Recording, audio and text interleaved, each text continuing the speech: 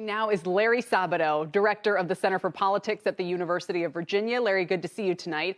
Democrats have a thin majority in the House that they are expected to lose in the midterms, a 50-50 split in the Senate, and kind of terrifying geopolitical issues that Kayla just described. So what should we expect policy-wise in the months ahead? Well, I wish I knew what was going to happen with inflation, and I wish I knew what was going to happen with the pandemic. And believe me, so does the Biden administration.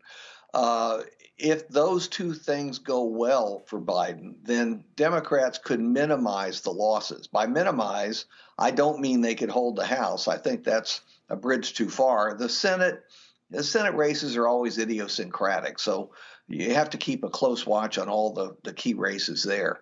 But, if those things don't go well for Biden, it's very difficult to imagine how Democrats retain not just either house, but a substantial enough minority to really influence the flow of policy.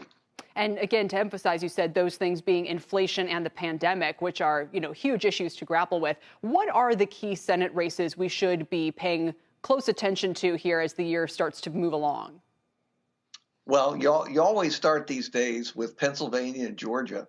In Pennsylvania, I can't give you a full evaluation because there are sizable fields for both parties, and nobody's really sure who the nominees are going to be to replace a retired Republican senator.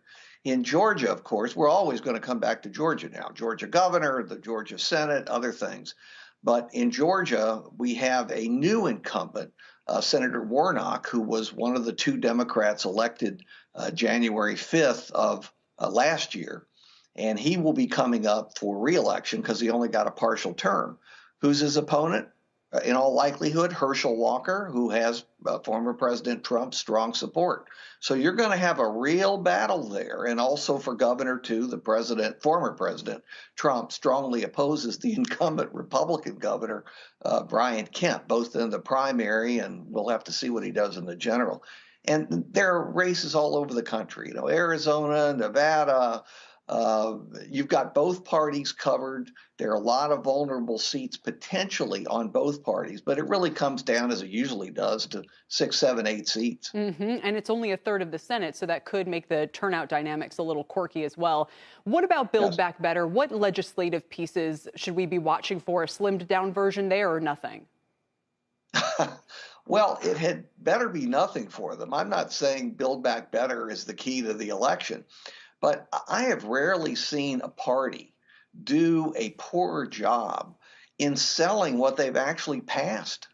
Almost nobody knows the pieces, even of the COVID relief bill last spring, not to mention the infrastructure bill, which has some meaty projects in it that Democrats could be selling. And then there are pieces of Build Back Better that could be passed as individual chunks. The whole thing, as one big package, that's gone.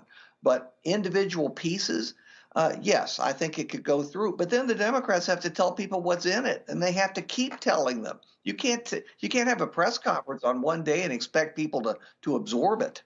Yeah, you got to pass it to find out what's in it and then tell everybody. Exactly. Larry, thank you so much. We appreciate it. Shepard Smith here. Thanks for watching CNBC on YouTube.